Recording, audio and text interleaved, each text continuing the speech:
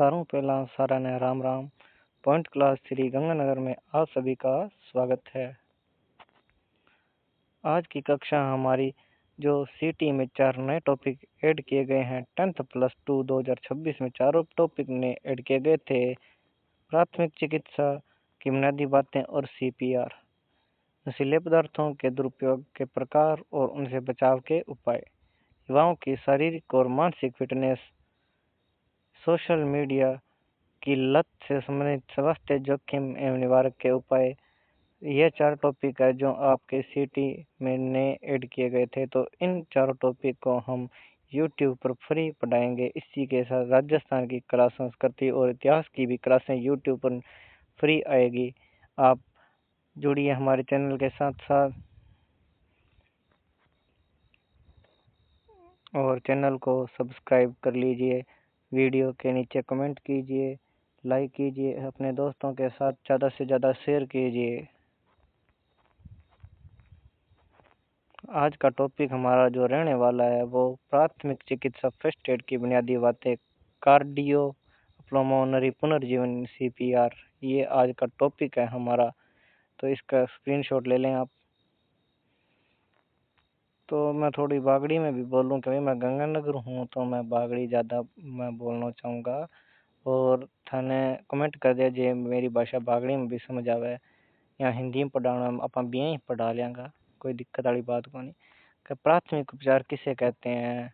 प्राथमिक उपचार किसी दुर्घटना या अचानक बीमारी की स्थिति में डॉक्टर के आने या अस्पताल पहुंचने से पहले दी जाने वाली तत्कालिक चिकित्सा सहायता है। इसका उद्देश्य जीवन बचाना, स्थिति को बिगड़ने से रोकना और रिकवरी करने में मदद करता है। प्राथमिक उपचार कहते हैं।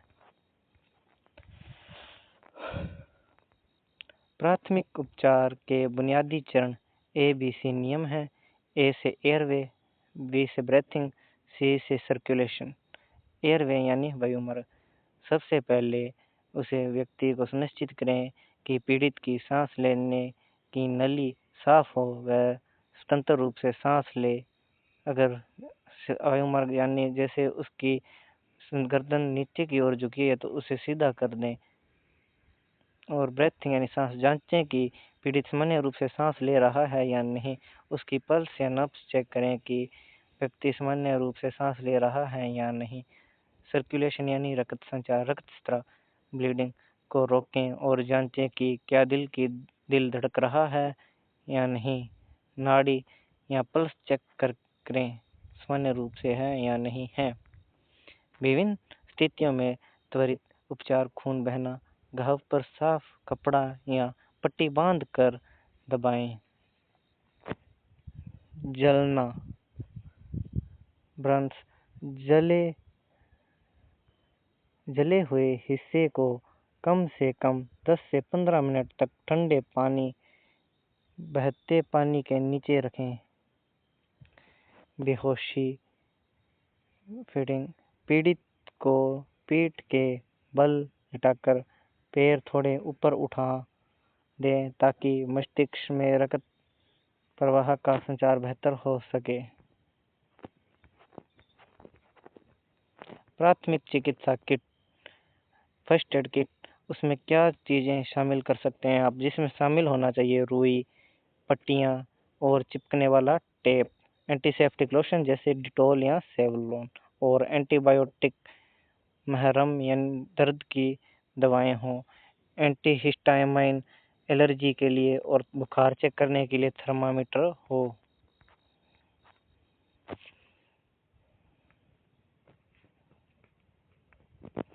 इन आप सीपीआर किन सिचुएशन में कैसे दे सकते हैं तो वो आप देख लीजिए।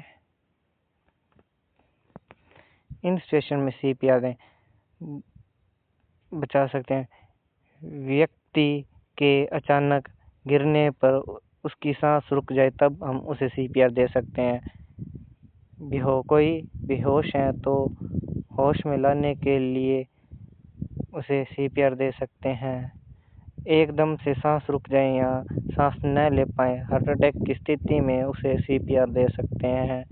करंट लगने पर व्यक्ति चिपक गया है तो पहले करंट की तार को लकड़ी से दूर हटाएंगे। उसके बाद उस व्यक्ति को सीपीआर देंगे। कोई व्यक्ति पानी में डूब गया है तो उसे बाहर निकालने के तुरंत बाद सीपीआर देंगे। नोट करिए, ये समय पर सीपीआर देने से मरीज की जान बच पाने की संभावना कई गुना बढ़ जाती है। पेशेंट को जल्द रूप से हॉस्पिटल ले जाएं।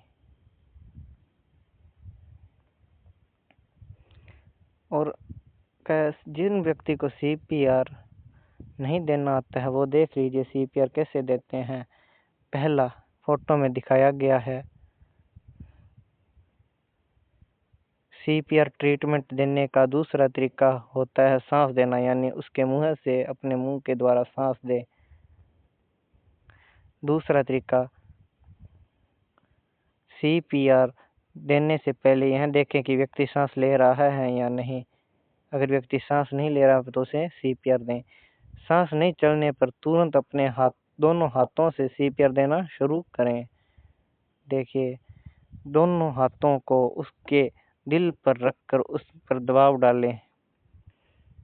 अगर ऑप्शन में आ जाए कि हाथ कहाँ पर रखने हैं, दिल के बीचों बीच रखते हैं वैसे तो सीपीआर देने से समय 1 मिनट में 100 से 120 बार सीने पर पंप करें। और जब हम पंप करते हैं तो हर 30 पंप के बाद 2 बार मुंह में सांस देनी चाहिए। ये आवश्यक है। ऐसा करने पर रुकी हुई धड़कन फिर से लौट आएगी। ये आपने देख लिया होगा, स्क्रीनशॉट ले लें।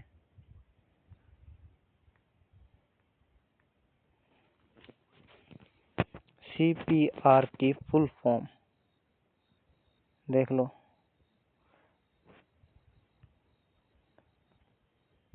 कार्डियोपल्मोनरी रिडक्शन का विश्व प्राथमिक चिकित्सा दिवस कब मनाते हैं?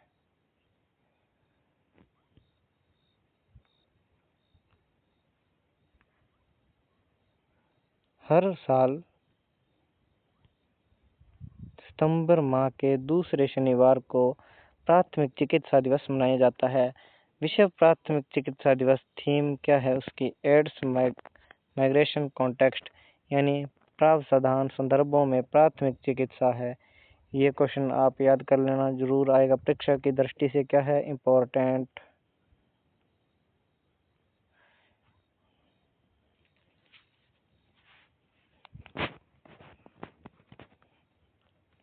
और प्राथमिक चिकित्सा के 4 सिद्धांत हैं, ये भी इम्पोर्टेंट है। जीवन बचाना, स्थिति को बिगड़ने से रोकना, स्वास्थ्य लाभ को बढ़ावा देना, पेशेवर चिकित्सा में सहायता करना। ये भी क्वेश्चन इम्पोर्टेंट है, देख लो। ये भी इम्पोर्टेंट है परीक्षा की दृष्टि से, ये याद कर लेना आप। ये का प्राथमिक चिकित्सा महत्वपूर्ण चरण। सार से पहले डीआरएस मैच में देखते हैं हमने, कहते हैं डीआरएस, उसके बाद ABCD, ये 7 अक्षर हैं, ये याद कर लेना। डी से डेंजर, डेंजर यानी खतरा का समय को और घायल व्यक्ति को किसी भी अन्य खतरे से सुरक्षित करें। वहां पर देख लीजिए जहाँ पर एक्सीडेंट हुआ है, कोई अन्य चीज या कुछ चीज से आपको हानि तो नहीं हो सकती। अगर ऐसा है तो व्यक्ति को वहां से दूर ले जाइए और अन्य व्यक्ति को भी कह दिए यहाँ से दूर हो जाइए, खतरा है यहाँ पर। आर से रिस्पॉन्स यानी प्रतिक्रिया, व्यक्ति से बात करके या कंधे को लाकर होश में होने की जांच करें। देखिए व्यक्ति होश में है या नहीं है। मदद, सेंड फॉर हेल्प, यानी आप दूसरों की मदद भी ले सकते हैं। और भीड़ भाड़ को ज़्यादा दूर रखें, 1 या 2 व्यक्ति पास में जो कि CPR वगैरह देने, प्राथमिक चिकित्सा में उपचार में देने में सहायता कर सकें। एम्बुलेंस, भारत में 108 या 112 या आपातकालीन सेवाओं को तुरंत कॉल करें और वहां पर आने के लिए कहें।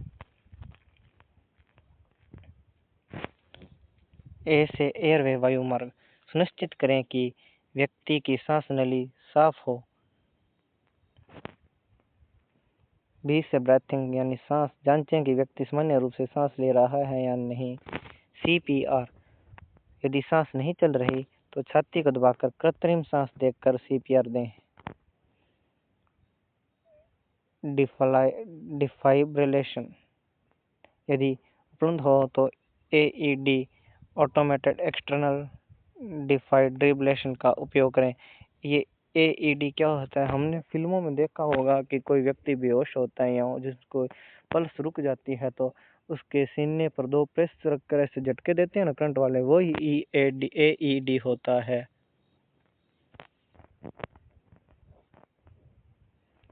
और कुछ अन्य स्थितियों में हमें खतरे होने पर प्राथमिक उपचार कैसे कर सकते हैं? तो देखिए, सबसे पहले जैसे किसी को सांप काट लेता, सांप का काटना का भारतीय संदर्भ में 270 से अधिक प्रजातियां सांपों की मौजूद है, जिसमें लगभग 60 प्रजातियां ही जहरीली है। जहरीले सांप के काटने की स्थिति में जान के लिए खतरा बन सकता है।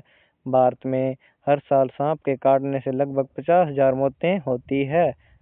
और हम इसके अनुसार क्या कर सकते हैं सांप के काटने पर क्या न करें? देखिए, सांप काट ले तो क्या करें? घाव को हमेशा साफ पानी और बहते पानी से धोएं। शांत रहें, पीड़ित को आश्वस्त करें, उसे आंखें बंद न करने दें, न सोने न दें, उसे जगाए रखें। अगर अवरुद्ध करने वाली कोई भी चीज जैसे अंगूठी या घड़ी है तो उसे उतार दें, काटने वाले क्षेत्र को स्थिर कर दें। सांप के रंग और पैटर्न को याद रखने की कोशिश करें। यदि संभव हो तो उसकी तस्वीर लें, जिससे जल्दी से हो सके टीकाकरण के लिए अस्पताल ले जाएं। और अगर आप उसकी फ़ोटो ले लेते हैं तो हम उस सांप के बारे में जान जाएंगे, इसके लिए कौन सी वैक्सीन लगानी ज़रूरी है, सांप विषैला है या नहीं है। क्या न करें? टूर्निकेट न लगाएं, बर्फ न लगाएं, यह स्थानीय ऊतकों का नुकसान पहुंचा सकता है। प्रभावित क्षेत्र को न काटें और प्रभावित क्षेत्र से जहर को बाहर निकालने का प्रयास न करें। अगर कोई जैसे व्यक्ति होता है कि हम चूस कर जहर को बाहर निकाल दें तो ऐसा न करें। कोई भी हर्बल पेस्ट या हल्दी न लगाएं। पीड़ित को सपेरे के पास न ले जाएं, हो सकता है तो नजदीकी अस्पताल पर ही लेके जाएं। अब कुत्ते का काटना, भारत में सभी जानवरों के काटने में 95% काटने के मामलों कुत्ता का कारण होता है। रेबीज से होने वाली मौतों का प्रमुख कारण कुत्ते का काटना है। भारत में हर साल लगभग 20,000 लोग रेबीज के कारण क्या मर जाते हैं। क्या न करें? घाव को सब क्या करें और क्या न करें? क्या करें? घाव को साबुन और पानी से 10 से 20 मिनट तक धोएं। घाव को ड्रेसिंग पैड या किसी साफ कपड़े से ढकें, उस पर मक्खी वगैरह न बैठने दें। भारी स्त्राव की स्थिति में साफ कपड़े से सीधा दबाव डालें। जितनी जल्दी हो सके अस्पताल जाएं और वैक्सीन एंटीरेबीज का टीका लें। क्या न करें? कोई हर्बल पेस्ट न लगाएं, लाल मिर्च पाउडर न डालें, हल्दी पाउडर न लगाएं, घाव पर दही न लगाएं, घाव पर घी न डालें आदि। डूबे हुए व्यक्ति के लिए प्राथमिक उपचार इस प्रकार। कोशिश करें जितनी जल्दी और सुरक्षित रूप से आप पीड़ित को पानी से बाहर निकाल सकते हैं तो निकालें। यदि आपको तैरना आता है तो उसे निकालें। अगर आपको तैरना न आते हैं तो आप न निकालें, अन्यथा दूसरों की मदद को पुकारें या किसी अन्य व्यक्ति को मदद के लिए जल्दी से जल्दी पुकारें या कोई रस्सी फेंकें। पीड़ित के पेट से पानी निकालने की कोशिश न करें। यदि आपको रीढ़ की हड्डी में चोट का संदेह नहीं है तो आप पीड़ित को बाईं ओर लिटाएं ताकि पानी की उल्टी का स्राव ऊपरी वायुमार्ग से निकल सके। यदि सांस नहीं आ रही है तो जितनी जल्दी हो सके मेडिकल सहायता लें, CPR शुरू करें। सांस व नाड़ी दोबारा जांचें। यदि सांस और नाड़ी नहीं चल रही है तो छाती को दबाना शुरू करें और CPR आपातकालीन कर्मियों को CPR जारी रखें।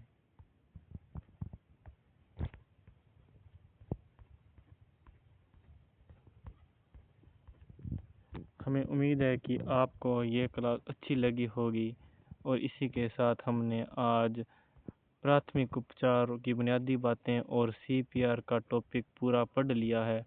जो भी थोड़ी बहुत कुछ बातें रह गई है तो वो हम YouTube शॉर्ट्स के माध्यम से आप तक पहुंचा देंगे। और इसी के साथ आप हमारे चैनल को सब्सक्राइब कीजिए, लाइक कीजिए, कमेंट कीजिए। ये वीडियो आपके अन्य दोस्तों के साथ भी शेयर करिए। आज हमने ऑनलाइन पहली बार पढ़ाया तो इसलिए हम अच्छे से न पढ़ा पाए होंगे, पर नेक्स्ट वीडियो में हम आशा करते हैं कि आपको अच्छी तरह से समझाएं और पढ़ा पाएं। इसी के साथ अगली वीडियो कल आएगी जो नशीले पदार्थों पर होगी, युवा को बचाने के लिए। धन्यवाद, थैंक यू, राम राम, जय हिंद।